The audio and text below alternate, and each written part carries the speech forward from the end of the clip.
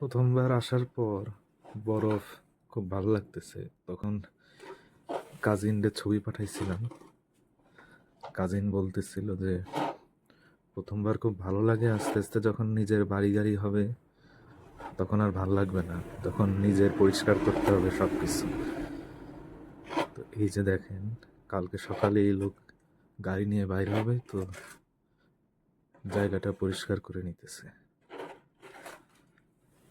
আমার বাসার ঠিক অপোজিটেই। আমি তো এখন ভাড়াই আছি।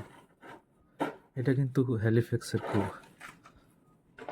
একদম ডাউন টাউনের পাশেই একটা জায়গা। ইউনিভার্সিটির স্টুডেন্টরা থাকে, নিয়মিত পরিষ্কার হয়, তারপরেও এই অবস্থা। তো এরকম যদি করতে পারেন তাহলে আর কি সার্ভাইভ করা সম্ভব।